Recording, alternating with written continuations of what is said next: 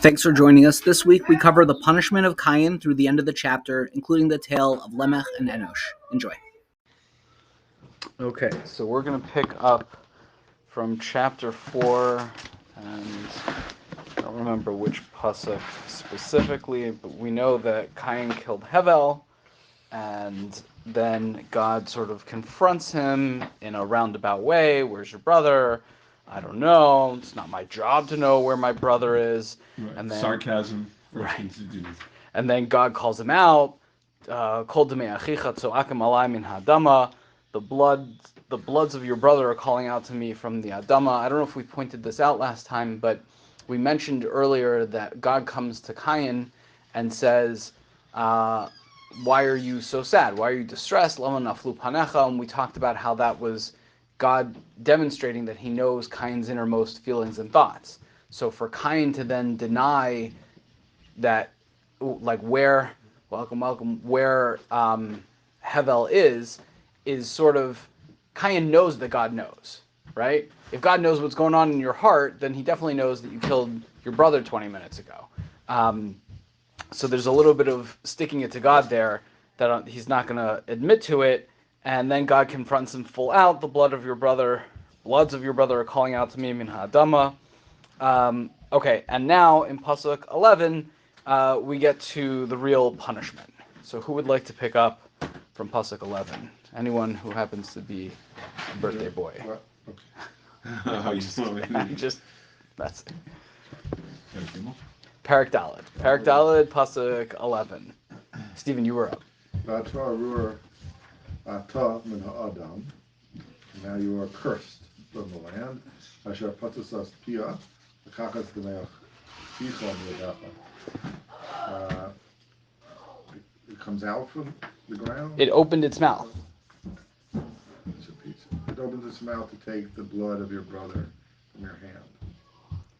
Right, so there's a lot of focus on the Adama as being kind of like a co-conspirator here, in a way. And Dam and Adama. Yeah. That weird play. Yeah, for sure. Onomatopoeia. Right, and remember, Cain is the one who's the Oved Adama, so he's the one who has this intrinsic connection to the Adama, and God is sort of saying, it's not just you, it's you are cursed from the Adama. The ground is cursing you. He's saying you're cursed with disconnection. Well, we haven't got to that yet. Let's do the next pasuk.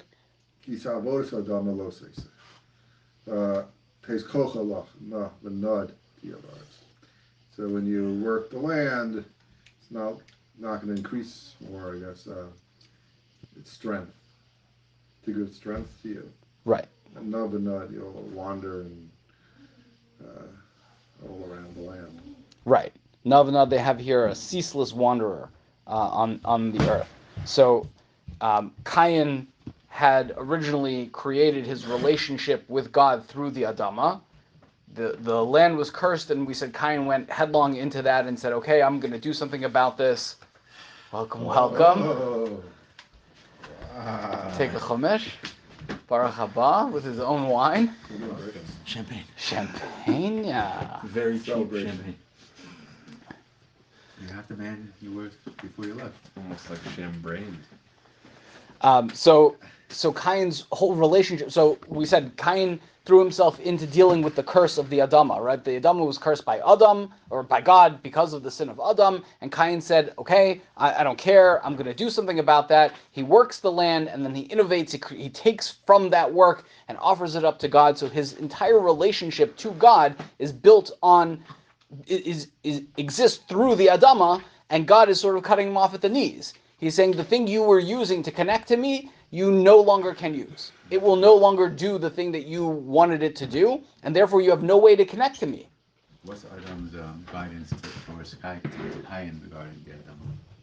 Nothing. No. Nothing. But it's even it's more than that, in that when Hashem didn't pay attention to Cain's korban, do you remember the pasuk? He turned away from Cain and from his korban, right? The whole point of the korban was to connect to God. he didn't want God to take the korban, he wanted God to take him. He wanted God to have a connection to him, and now God is saying, not only do I not have a connection to you, you have no way of even trying to use the thing that you used to use to connect to me. That's gone. He didn't turn away, he just didn't turn towards. Yes. There's a very big difference Well, between those two. Let's hear. Let's hear Cain's response to what God just did. Yom Kain el Hashem Gadol Avonim himself. This is not a question, right? It's a statement. So I've seen this read. Yeah. I've seen this read literally 8 different ways. My sin too great for me to bear. Right. My sin is too great for me to Right. bear. It's either a statement or a question. Yes. Let's read the next pasuk and then we'll address both of them together. Or an exclamation. En garashti yasi hayom me'al pnei adama. Onecha Esther v'isi navinav aretz v'yakol motzei yargeni. You have banished me today from all of the land, and so from you I'm hidden. I'll be traveling, wandering all around the land, and then everybody's going to come and kill me. Right. So he adds in. He's embellishing on what God said. God said, no produce. You're not going to produce anything from the ground, and you're going to wander. Cain says, you sent me away from the face of the Adama, I guess that's Nav and Nad. Umipanacha esater. And your presence, and I must avoid your presence, is how they translate it over here. Or hide. Haster panim, right? God's going to hide his face from him. He's going to disconnect. He's not going to have that relationship, which Cain interprets. God doesn't say, I have nothing to do with you, but Cain interprets the curse that God put out there as, now you're hiding your face from me. And then I'm going to be a navanad. I'm not sure how that's very different than hingarash diosi hayom me'al pnei adama, but okay. God used the words navanad, so I'm going to use the words navanad. And then Cain adds an additional level of anxiety. Also, if everything that you're saying, God, comes true, then anyone who finds me will kill me. Right. How does that follow? Okay, so we're going to get to that, but let's go back to 13. It seems the other way around. Punacha saser means like, from before you I will be hidden. Not that Hashem is turning away, but like now I'm no longer in front of you. Okay. Is there There's a difference. Yeah. And you don't have to answer that on the spot. I mean, it seems like it's more like you're kind of like throwing. It seems like I don't know. Godel avonim and so, and then here's the laundry list of things that you've just done to me. Mm-hmm. It seems like escalation. Right. It doesn't seem. Right. It doesn't seem like Cain is just like expounding on. I mean, it could be Cain's just expounding and explaining for us, the readers, like, hey, what does this mean? But it also seems like Cain is like, he's blowing it up even bigger. It's like Chava, is like, oh, God told us not even to touch the tree. Like, everyone keeps screwing up because they keep expanding on things and like making it bigger than it is. God's like, okay, go to your room, and Cain's like, no, you never want to talk to me again. Like, it's like a little kid, Mm-hmm. like overreacting and overblowing like the punishment. Yeah, You know? I hear that. So we shouldn't gloss over Pasuk 13, which I would argue is maybe the second most innovative spiritual act that a person has done, at least so far in Genesis, which is, he talked about sin. Adam and Chava were called out for sinning. They never once mentioned sin. Cain admits to having sinned. Now, whether it's as a question or as a statement, but this is the beginning of Teshuvah. And we're going to see how much this is the beginning of Teshuvah when we get to the following Pasuk 15. Admitting you have a problem. Yeah. But literally it is. The Rambam Lahalacha says that is the first step of Teshuvah, Vidui. Right. So, so if so, why does Cain's entire lineage get wiped out? 1 second. You've read more of the book than we've read yet. Let's take it step by step. I'm just saying, if we're gonna have a concept of tshuva, I know that I'm getting ahead of myself. Yeah. But like Gemara says, David HaMelech, he made a mistake. Moshe made a mistake. The Dordeya made a mistake, and that they did something that was inappropriate for their level, and they did tshuva to show you the power of tshuva. Why doesn't this happen with Cain? If he's gonna be the paradigm and the innovator of tshuva, why is it that he gets wiped out in the end? Okay, so He's the guy that also invented Carbonos. Yeah, Right, exactly. he also- We He said didn't this a get the couple credit of for weeks- that. right, well, he also invented murder. So there's kind of a balancing act. Yeah. But it definitely look had God showed up and said, "Where's Hevel, your brother?" and Cain's response was, "Chatasi Lashem," we might all be living in a very different world. This is not confessing sin at the initial prompt or even before the initial prompt. This is after the prompt, after you were caught red-handed and punished. On the way out, you're like, well, at least this is You're saying this Oh, is man, more of yeah. a King Menashe than a King David Amelech? something like that. All right, I'll dive into God even though my feet are already in the fire. Right. He waited until the very last possible moment to do this. It's not like he led with teshuva. He kind of stumbles into, wow, this is insane. Gadol avonim minaso. I didn't realize how bad, things Killing have my come. brother would be. Right. And then, like you said, he gives the laundry list of, well, look what you've done to me. You've done X and Y, and you didn't even realize, but you did Z and Omega as well, right? I don't know how I got to Omega. And then in 14, who are the people that he's expecting will kill him? It's not Adam and Chava, right? That would kind of be foolish to finish wiping. Everyone. But who? There's no other people. Unless there are. And okay, we'll try to tackle that next week. But Hevel's sister wives. well, I mean, I'll read ahead a little bit. He ends up marrying and having kids, so it doesn't seem like anyone is too necessarily ready to kill him. Nor do I understand why anybody would. He's the cautionary tale for why you don't kill people. Right. Well, God stopped, right? He put the thing on his head or something. So let's get to the. Thank you. Let's keep going. Pasuk 15, please. ויאמר לו השם לכן כל הורי קין שלו סיים יוקם וישם השם לקין עוס לבלתי הכוס עושו called motza. And I shall said to him, therefore, anyone who kills him, 7 generations, I guess? Shiva Taim Yukam, they translate here as sevenfold vengeance will be exacted. Avenged sevenfold. Avenge sevenfold. Okay. And then he put a sign on him so that nobody would be able to kill him. Okay. Levilti Hakos, so no one will anyone who finds him should not hit him or kill him. Okay, well let's get the sign out of the way first. What was the sign? We've got at least 8 options. So A dog. Dog, okay. A thing on his head. He became a unicorn. What else? The cloak.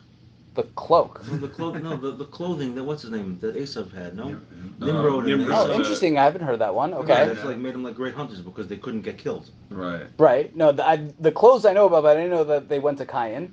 Okay. What else we got? That's where they came from. They came from Adam and Chava. Oh no, right. You're talking about the picture of the Rebbe Lezer, that it went from Adam to Chava, and then Cain, and then Nimrod killed Cain and took the clothes, and then Esav killed Nimrod. Yeah, something like we learned. And that. Chagadya, right? Yeah. Okay, so what else do we have? We've got unicorn. We've got what was it? Dog. Yeah. Dog and cloak. What else? Oh, right. So spotlight. The sun shone on him all the time. We've got saras. We've got a letter of the name of Hashem. Have you heard that one? What, tattooed on him? What happened? So I would assume it's on the forehead because otherwise, how do you know that anyone's going to see it? But yeah, apparently that's one of the options. A letter of the name of God. Did I cover it, Saras? Yeah. Yeah. So what are we up to? What does 6, the sun 7? shine on him help? He could see if anyone's coming. He's got a spotlight on him. This is the guy. Everyone knows stay away from the guy that's got a spotlight on him. But again, if he's worried about people killing him, putting a spotlight on him. No, it's a heavenly, some sort of. Yeah, it's like don't touch warning. that guy. It's Right. like if you see a guy, preaching about the end of the world, like standing on a milk crate in Times Square, you're Right, there's something. don't bother him. Right. Just leave him alone. Okay, he's not well. And Yissi raised a very important question, which is, what does it mean, sevenfold vengeance? Shiva Taim Yukam. So if I kill Cain, you're going to kill me 7 times? What does that mean? Right. Rashi's kind of like 7 Right. generations. Right. Okay. So God gives Cain this oath to prevent anyone from killing him. What does that make God into? A Goel Adam? No, he's the shomer of Cain. The whole time, God says, "Where is Hevel, your brother?" And Cain answers, "Hashomer achi anochi." We said that's Cain's way of saying, "I'm not the shomer. I'm the Oved Adama." You want the? Remember, there were two jobs in Gan Eden. There's la'avdo, l'shamra, and Cain said, "I have nothing to do with shmira. I'm the Avda guy." So now God is the shmira guy. He's protecting Cain from anyone doing something bad, right? That's in essence what has happened over here. And then we go to Pasuk 16, and everything kind of falls apart. Let's keep going. V'yetze Cain b'nei Hashem, v'yesha beretz Nod kidmas Eden. So he went out from in front of Hashem. That means, and he dwelled in the land of Nod, which is east of Eden. Okay, so God says, "Nav nad tiyeh ba'aretz," you should be a wanderer, and Cain does the exact opposite. He's vayeshev be'eretz Nod. That would be like God saying to me, "Go into the pit," and I go and move to Pittsburgh. So, like, I fulfilled the letter of the law, but not really the spirit of the law, right? God does not want you to be a node dweller. He wants you to be a vagabond. But instead, Cain does the exact opposite. He goes and dwells in a land called Nod. Well, it says, Right? Yeah, to the land of Nod. He doesn't. First, So he was living Lifnei Hashem, right, whatever that means. and he's talking about he himself. It's self-fulfilling prophecy. He himself said, "What you did to me is going to cause me panecha asaser. I'm no longer going to be in front of you." Right. Now Cain himself went, and I'm now no longer in front of Hashem. He took himself away from in front of Hashem. So that's an interesting point. I think when we panecha asaser means I would suggest you could read it as like we're not going to communicate anymore. It's not that I'm not going to be milifnei Hashem physically, but that you're not going to see your face. There's not going to be communication. So I could go anywhere and you could still be there and communicating with me. Right. But it seems like there's in Tezai. He is embellishing, right? God doesn't say you're vayigaresh at Cain. Right? Cain says, you've been megaresh me, and then Cain is vayetze. There's no commandment from God. Right. Let's say. That's what I'm trying to say. Is that it's like self-fulfilling. Right. I mean, Hashem prescribed, this is the punishment that I'm giving you. As you're saying, like Cain blows it out of proportion, and then he's the one that he leaves from in front of Hashem. Right. Yeah, that's true. He's not sent away. He leaves. Yeah. Fair. Okay, so he goes to this place called Nod and dwells there. But he does more than dwell there. Let's remember, we've read it so many times that it's very easy to know what's happening next. But if you try for a minute to be like a first-time reader or first-time listener, what you would expect is, and Cain went and wandered the land until the end of his days, right? Something like that. God says you're cursed, you're going to wander forever, and then Cain goes and fulfills the curse and wanders, right? And we should point out, just like we sort of mentioned there was the absence of the fulfillment of the curse by Adam and Chava. We don't get a pasuk that says, and Adam worked by the sweat of his brow to produce bread, or Chava experienced pain every time she had a child. We don't get that. But here we get the opposite. Not only do we not get Cain the vagabond forever, we get Cain settling down in the land of Nod and settling down and having children and grandchildren, Ladore Doros, and living happily ever after. Let's keep reading. Someone else. I don't want to tax you too much. Who else would like to pick up from 17? See. I listen to the recordings every single week. I don't believe I heard you. Chanting Yissi? Yeah, I can. Go ahead. Okay. Vayeda Cain et ishto v'tahar v'teled et Chanoch vayhi bona ir vayikra shem ha'ir keshem beno Chanoch. And Cain knew his wife, and we don't get her name, and she conceived and she bore Chanoch, and it says vayhi bona ir, and it's not quite clear. It's Cain who built the city. Right. Vayikra Shem Ha'ir Kashem Beno, right? And he built this city, and he called the name of the city like the name of his son Chanoch. Right. So now not only has Cain settled down, he settled down, married, had kids, built a city, named the city. He seems to be doing okay, Right. right? What's the name Chanoch mean? Uh, Because if he's willing to name the city after it and his kid after it, it must be something pretty it's significant. like Chanoch Lanar, like dedication. Uh-huh. He dedicated the city to be called dedication. Uh-huh. We are also sort of, like you mentioned, this woman that he is married to just sort of shows up, right? We didn't know that there were other people around we didn't know that she was around at least until she shows up in this pasuk, and then he names the city. It sounds like it's him that's naming it. You could maybe fetch the reading into Hanoch built the city, and then Cain named it after his son. But either way, it's sort of irrelevant. The point is that not only has Cain settled down, he settled down like really put down roots. It's not that, okay, he dwelled in Nod and then he wandered around forever. He dwelled in Nod and now he built a city, and he doesn't have any. There's nothing prompting him to wander. Okay. Vayivaled lachanoch et Irad, ve'Irad yalad et Mechuyael, u'Mechuyael yalad et Metushael, Metushael yalad et Lamech. So, to Chanoch was born Irad, and Irad begot Mehuyael, and Mehuyael begot Metushael, and Metushael begot Lamech. Yeah, we're gonna get a lot more begots in the next parak, so buckle up for that. We'll just leave this pasuk alone. Let's keep going. Okay. Vayikach lo Lamech shtei nashim, shem ha'achat Ada, v'shem ha'shenit Sila. Vateled Ada et Yaval. Oh, sorry. There was one thing I wanted to mention to you guys way before. Flip over to parak Hey. Pasuk, I want to say 29.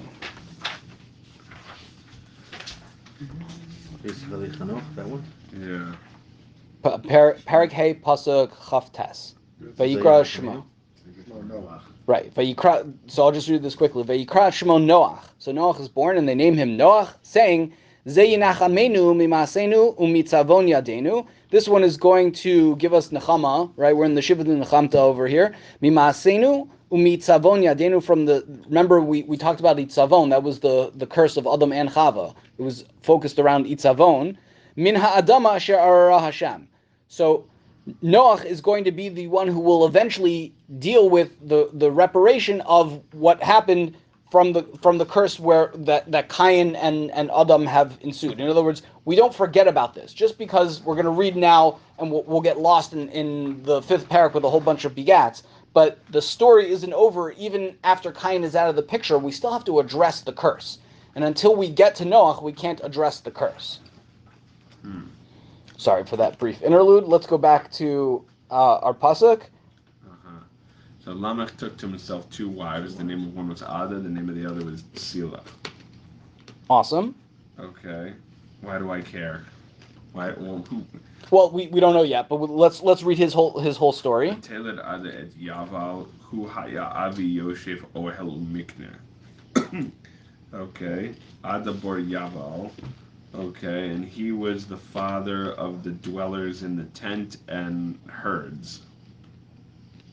Did we already have that? Vishem What do you Achiv, right? Well, Hevel was the shepherd, Mhm. right? So now this guy is the new father of the shepherds, I guess. Vishem Achiv Yuval hu haya avi kol tofes kinor v'ugav. Okay, and the name of the second of his brother was Yuval, and he was the father of all who Tofes, who grab the harp and Play the lyre and the pipe. Music. Right. Yeah, Tofes means to play. That's what they have here. Yeah. What is Holding on to. yeah. Tofe, right? Tafasta maruba lo tafasta. You grab your instrument. But I think that's Aramaic. What does altar say? Anyone want to grab him? This says play, the lyre. Play. And so where are you going? 421. Is that toph like not like a drum, is it? No. No, It's it's a spelled tad. differently. Yeah. 421. No, 41. 421. His brother name was Yuval. He was the first of all who played. Okay. Play So on there we go. lyre. Tofes Kinor Ugav. Lyre and pipe. Lyre and pipe. Okay. V'tzila gam hi yalda et tuval kayin lo tesh kol choresh nechoshet uvar zalach tuval kayin nama. And as for Zila, she bore Tubal Kayin. 1 second. She bore Gamhi. Also heard. Do you remember what we had by Hevel? Right. Yeah. Gamhu, right? That's how you know they're a second citizen. When it's She the also Gam. did it. Right. Right. The big wife was the Ada. Right. Okay. Oh, but guess Well, what? Rashi explains Sila was also there. Right. No, but Rashi explains that because they would purposely have two. Oh, so we're gonna get to that. That's a very hard to understand Rashi. And maybe we'll do that as soon as we finish Right, this because pasuk. if you understand Rashi according to this plain meaning, why is he having kids with Sila? Right. Okay. Yeah, you well, know. It gets even. So Let's back up. Method? I mean, 1 second. come on. Let's back up so that everyone is familiar. Sila gam hi yalda et tuval kain lotesh kol choresh. Okay, so she also gave birth to Tubal Kain, who forged. It says all instruments of copper and iron. Okay, and the sister of Tubal Kain was Nama. Okay. Awesome. By the way, What's okay? Before we get to the poem, what is the Rashi that you guys are talking about? Let's hear the whole shebang. Yeah, that's it. Well, they had two wives. Yeah, the secondary wife. Shinoshim, right? Kacha Yadarkin Tobel Mabel. This was the way of the Dor Mabel. Achas Lepri Riri Achas Latashmish. right. He had one wife as the trophy wife and one wife as the broodmare. And whatever made sense was. Well, 1 second. Let's keep going. Zo Shehi Latashmish Mashko Koshel Ikorin Kadesh Teoker. Really? Right. The Whoa. broodmare wife was the main wife. Right. What She is- would get what is he- chemically. what is She would he get coloring? chemically castrated. What is Ikorin? So like uproot. Okay. Okay. Right. So the trophy wife would just be there to look This, pretty for a while. Techala Machila Madanim. Well, like they were just like wined and dined. Right. So one wife is to run the home and have the kids, and the other wife is for pleasure. Zufa Kalmona. Where did they come up with this idea? Where maybe this is the invention of this idea. It's certainly the first person that's married two women. The problem with understanding this Rashi is, first of all, it seems like it didn't work, right? Because they both had kids, and not only did it not work, it didn't work twice. It's one thing for it to not work once, and you're like, oh, okay, but if it doesn't work twice, that tells you that, like, after the first time, either the system doesn't work or there's something else going on here. But why is it failing twice? Right. And why is Rashi telling us this is the way of the world and not giving us the punchline of, hey, he was bad at this? Right. Either he was bad at this. What am I looking at? No. Does anybody comment on this Rashi about and like with the issue, or like Ramban? Or I mean, I didn't see it in Ramban, so I would have remembered it. I think, but We can look at Maharal, but it also seems to it doesn't jump out at you from the text, right? There's no reason to assume one wife is any better or worse or treated differently than the other. Right. They're just here, and they had a bunch of kids, and their kids. Remember, these are all Cain's kids, or the lineage of Cain, and they've essentially like created all of technology. They've made all the metal instruments and the farming and the culture and everything comes from Cain. Right? So not only has Cain lived happily ever after, he's also like the mover and the shaker. Yeah, he's basically built all of society. He's succeeded. Yeah. In every conceivable way. Until the Game of Thrones, his lineage. Okay, so let's get to that, because I really want to try to get the end of this parak this week, so we can. He also is a node, right? He is a node, right? He started the wandering, because again, it's not like the world is overly populated. So if you're wandering, the natural essence would be like going from city to city, or from place to place, keep on wandering away from people. Right. Right. He's not supposed to settle. But now he's wandered from wherever the home base was.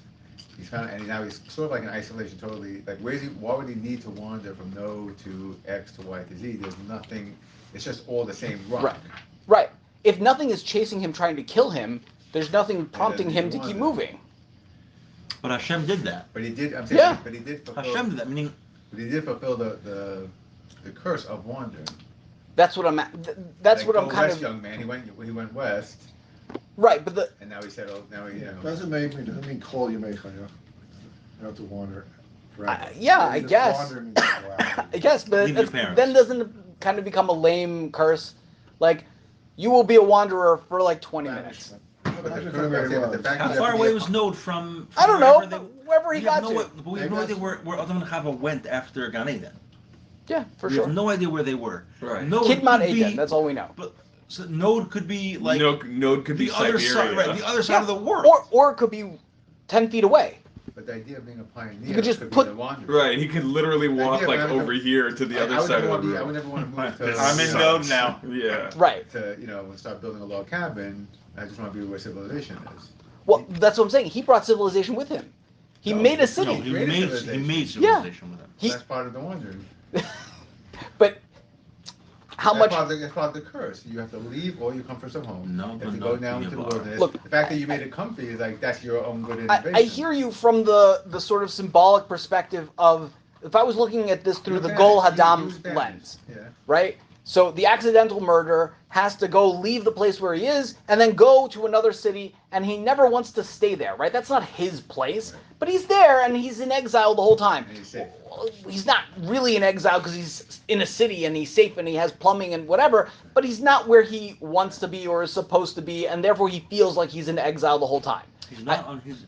The thing is, when we're talking about the Ari Miklat, the Jewish people, at least in theory, we're talking about a time where you had where you belonged.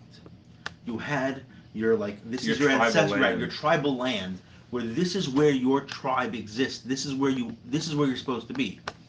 Something happens, now you're no longer where you're supposed to be. That is exile. I hear you. It's a weaker exile than I guess it could have. And maybe what you'll say to me is, Cain did tshuva. And this is the proof that he did tshuva. Because he was, 2 minutes ago, he was getting knocked over the head by God. And then God essentially walks it all back and says, well, I'm going to take away the fear of you ever being killed. So, I mean, I guess you have to go somewhere because I'm kind of annoyed at you, but it's not going to be terrible. And look, Cain didn't have such a terrible existence. He got to see Chanoch and I don't know how many other generations he saw, but the fact that he was moda, that there was some sort of teshuvah that took place, had a significant impact. That's when we're seeing grandpa with that smile. I don't understand the whole time. Daddy, why does Grandpa? Don't touch! Don't! Rough. Okay, let's hear Lamech. Okay. All right. Vayomer Lamech lenashav Ada v'tzila. Okay. Shman koli nishe Lamech. Hazena imrati ki ish haragti lefitz'i v'yeled lechaburati. Okay. Ki shivatayim yukam Cain v'Lamech shivim v'shiva. Okay, and Lamech said to his wives Ada and Sila, we need to be reminded who they are. But this is weird. poetic. I mean, you can hear in the Hebrew the rhyme, right? Okay, listen to my voice. Shman koli nishe lemech hazena imrati, right? Right. Ki ish haragti lepitzi v'yeled lechaburati. It's poetic. Right. So listen, wives of Lamech, give ear to my word, to what I'm saying. For a man has killed me.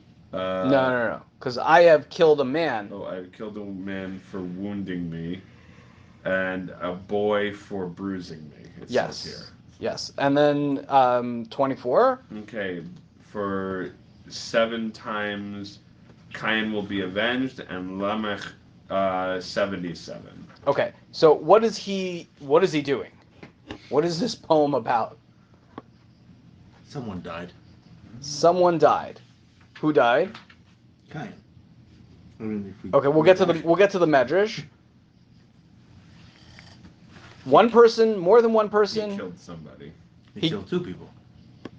So is he bragging? He killed two people? You're saying? He's Could trying. be. I mean, clearly it's historical. There's historical reference for men trying to get their wives to listen to it. Right. Why is he even telling his wives this?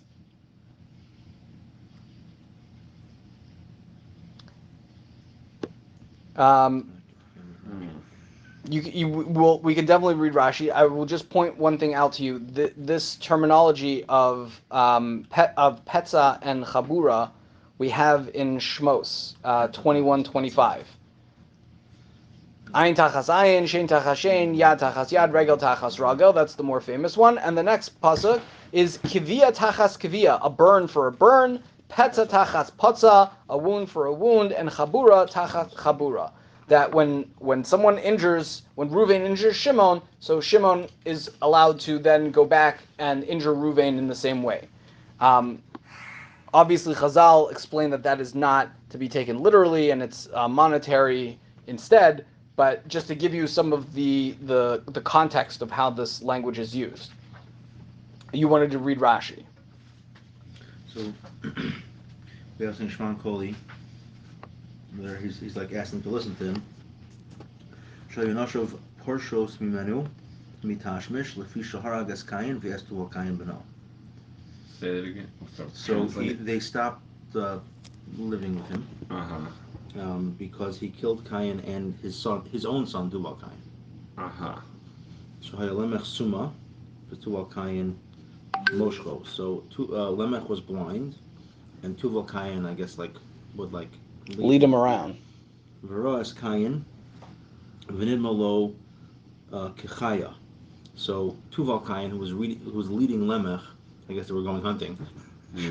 So why doesn't the guy who sees hold the bow? But anyway, no, it's a really important point.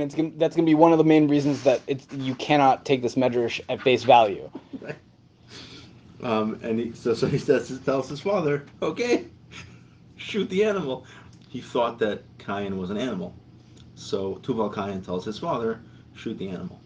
So V'kevan Sheyada Shu Cain is a Kano, right? Once they realize, oh shoot, Tuval Cain is like the first internet troll. Like, dude, totally shoot that bush over there. It's gonna be awesome. So Lamech claps his hands in grief, and because he's blind, and he smashes his son, and he kills his son. Right. Yeah, he must have been a strong dude. This is the worst of the Three Stooges. Yeah. Right. This is. It doesn't make any sense on the face of it. You have the kid who doesn't understand, I guess, leading a blind person with a bow and arrow, and then remember, Cain is in a city. Cain is not wandering around in the bushes. Cain is probably the most famous person in the world. Right? He's everyone's grandfather. He has either the mark of God or some other thing that clearly identifies him as Cain. Yeah. V'nid malo kechaya. Right, because maybe he had, I don't know, a horn sticking out of his head. Right. But so he tells his father. Maybe he heard the dog barking. Whatever. Yeah, maybe you heard the dog barking, but 3:00. Shoot the 3:00. Right. If the kid is old enough to go hunting, then the kid is old enough to shoot the bow and arrow. You don't give the bow and arrow to the blind guy and say, good luck. Go for it. Yeah. Which way should I shoot? That First way. of all, how do we know that he's even blind? I mean, so that's also not apparent from the psukim. Nor does it make any sense that what does that mean? He clapped his hands and killed his kid? It's very convenient. It's convenient in that it fits into what Lamech is bragging about. Or I guess the way Rashi the Medrash wants to read the pasuk is, Neshe Lamech, please listen to me because I have to win you back. You see, I guess then it's sort of inverted. I'm super sorry about having killed Cain for wounding me, which he didn't, and then. Or at least we don't know that he did. Right. Well, according to the Medrash, he didn't. Even according to the Medrash didn't concoct a story where Cain came at Lamech, and tried to stab him, and the son said, "Oh, shoot him over there." Right. I could have made up that story, but so there.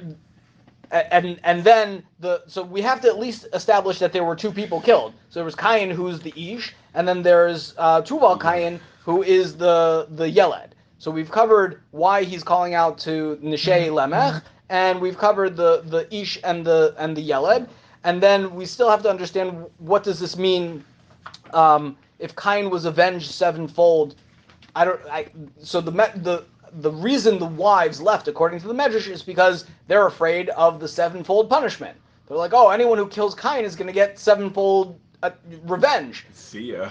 So Lamech has to kind of let them know, don't worry, it was a mistake. So if you think anyone that punishes Cain is bad, anyone that's bad to me, it's going to be 10 times or 77-fold is what they have over here. How he knows that, I have no idea. The only other... Yeah. When do we ever multiply by 11? It's 10 and then like the original one. There is a lot of sevens, and maybe we'll get to it at the end of the parak. There's a lot of seven symbolism in this chapter as well.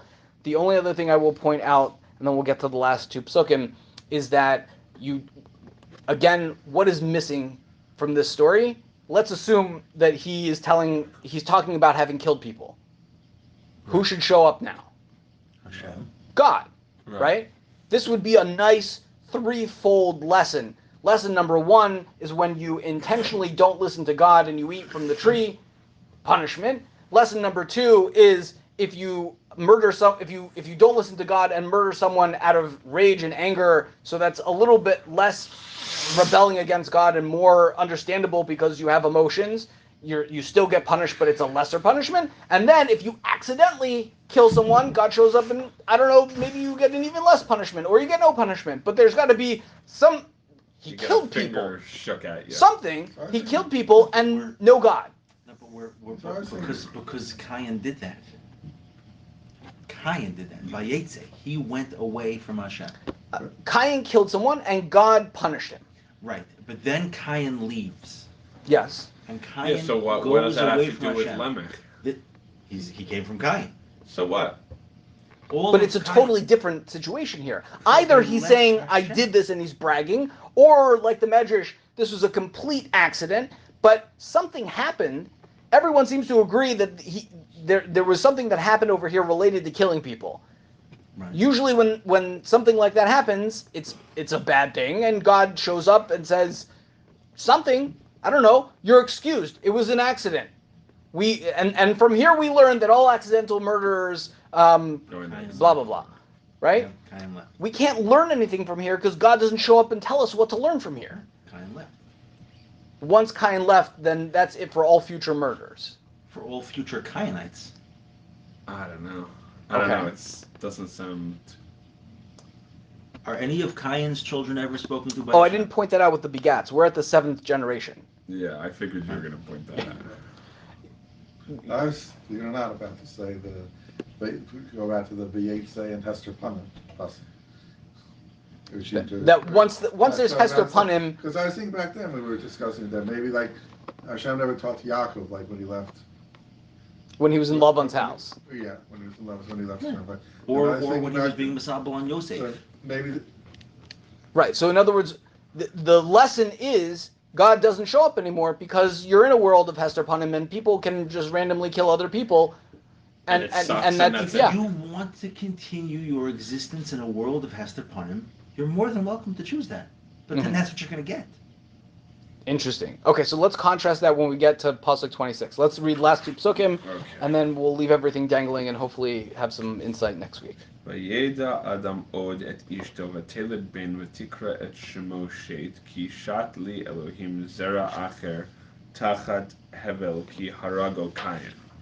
That's a mouthful. Gotta bring that in. That's a heavy, right, so here's some heaviness. Okay. Mom. All of a sudden, we care about the fact that Hevel existed. Right. Right, that's another point. That's a very good point.